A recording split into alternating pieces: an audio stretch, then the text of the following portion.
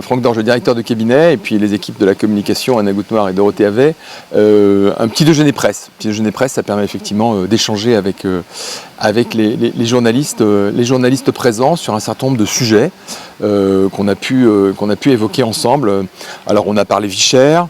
On a parlé des problématiques d'eau, on a parlé également des questions de sécurité routière, on a parlé des enjeux agricoles, voilà. Donc ça permettait de faire un tour d'horizon des sujets de rentrée. On a parlé effectivement de la situation du conflit social au sein du groupe EDF. Donc c'était l'occasion de faire un échange, mais très libre et avec les uns et les autres sur les différents sujets qui préoccupent ou qui sont les sujets de rentrée, et de donner effectivement aux rédactions présentes un certain nombre d'éclairages. Alors bien sûr, on suit très attentivement avec le collègue en Martinique et le collègue en Guyane la situation. Bon, la situation est peut-être différente d'un département, d'un territoire à l'autre.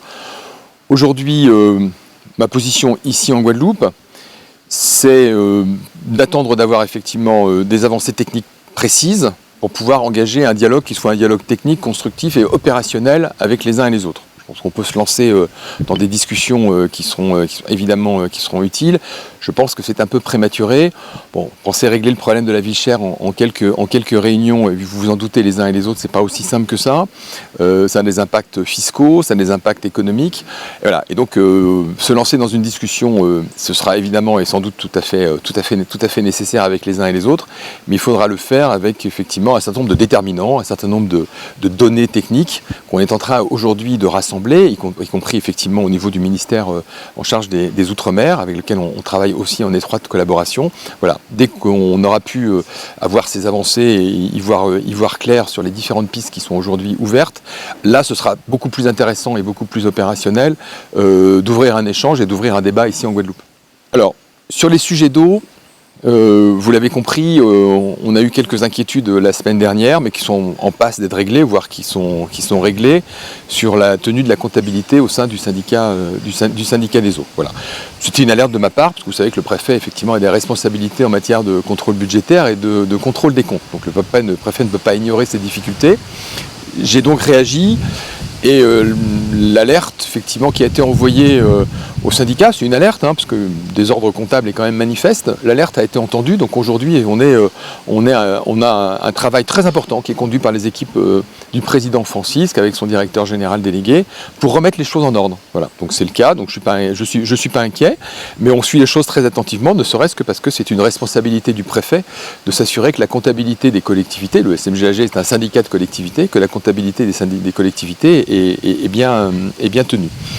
Ensuite, on est toujours très mobilisé avec le président Harry Chalus et le président Guy Losbar sur les travaux d'investissement qui vont être conduits. Vous savez qu'au début du mois d'août, on avait présenté avec la région et le département un plan d'investissement. Voilà, aujourd'hui, il n'est pas remis en cause. C'est même notre priorité absolue avec le président de région et le président du département de mener à bien sur les prochains 18 mois, ce plan de sortie des tours d'eau, c'est un plan d'investissement accéléré qui permet de résoudre le sujet. Voilà. Donc le SMGAG aujourd'hui est dans une situation, mais je l'avais déjà dit sur votre antenne, je crois, dans une situation qui est structurellement difficile et qu'on connaissait dès le départ et dès sa genèse, puisqu'on l'a construit effectivement à partir d'opérateurs qui préexistaient, qui étaient parfois dans des situations financières défaillantes. Donc l'État finance un déficit de gestion, un déficit budgétaire du SMGAG, c'est connu, c'était le cas en 2023, c'est le cas en 2024, donc l'État continue à aider le SMGAG, voilà, qu'on va continuer à l'aider, et aujourd'hui, voilà, on met sur les rails un syndicat qui a rencontré dans sa création un certain nombre de difficultés. Il faut que ces difficultés, effectivement, on les aplanisse, et on y travaille notamment avec la région et le département. Alors, je ne vais pas faire de commentaires sur la grève à EDF-PEI, sinon pour dire qu'aujourd'hui, à l'heure où nous parlons, se tient sous l'autorité du directeur de l'emploi, du travail et des solidarités, une réunion de médiation.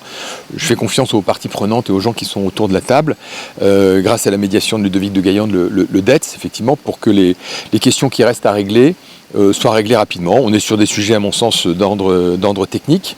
La négociation a eu lieu en février 2023. Il y avait un certain nombre d'avancées qui ont été obtenues par les organisations syndicales, qui ont été accordées par la direction d'EDF. Maintenant, aujourd'hui, on est dans le règlement technique de ces questions. Voilà, donc les questions techniques en général, on est capable, si on est de bonne volonté les uns et les autres, on est capable de les résoudre rapidement, mais j'imagine pas qu'on se retrouve dans la même situation qu'il y a 1 an et demi. Alors la situation économique en Guadeloupe, vous le savez les uns et les autres, on a fait le point avec le monde économique vendredi matin au cours d'une conférence économique. Ce qu'on en a retenu, c'est 2 choses. La première, c'est que on est dans une situation économique, les déterminants économiques sont bons. Les chiffres d'affaires des entreprises augmentent, l'emploi s'améliore légèrement, mais s'améliore. Voilà.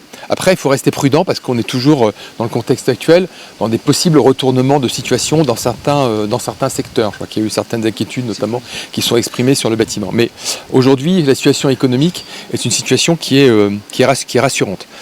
Ensuite, et ce qui est important, et ce sur quoi on a échangé également, c'est que aujourd'hui, les investissements publics, alors l'État, la région, le département, sont très importants.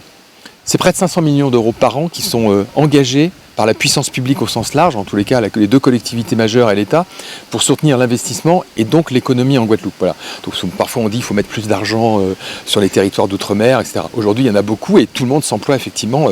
Après il faut que, c'était le message qu'on a fait passer, il faut que les acteurs économiques s'emparent de ce potentiel économique très important, de ce potentiel d'investissement pour mener les chantiers, faire les travaux, etc. Il y a des difficultés d'organisation, et des difficultés qui sont liées au délai de paiement, mais là aussi on y travaille, qui sont nées effectivement à la difficulté de certaines entreprises, à la fragilité, des problèmes de trésorerie d'entreprise, etc. Voilà, donc c'est tout ça qui a été évoqué autour de la table. Mais si on arrive effectivement à déployer le plan d'investissement, ou ces investissements massifs, etc., ce sera parfait. La sécurité routière, notamment avec Franck Dorge, le directeur de cabinet, c'est pour tous les deux une priorité absolue. Ça passe par des contrôles, ça passe par des actions de prévention. On a continué à se mobiliser sur ce sujet. Il faut constater que cette mobilisation ne porte pas ses fruits. Donc on va continuer, on va proposer très rapidement de nouvelles assises de la sécurité routière, derrière lesquelles effectivement on va à nouveau communiquer, informer, sensibiliser sur les comportements à risque, etc. Oui, les jeunes sont touchés, dramatiquement touchés. On l'a vécu il y a 10 jours maintenant, terriblement sur Goyave. Les jeunes sont touchés par ces accidents.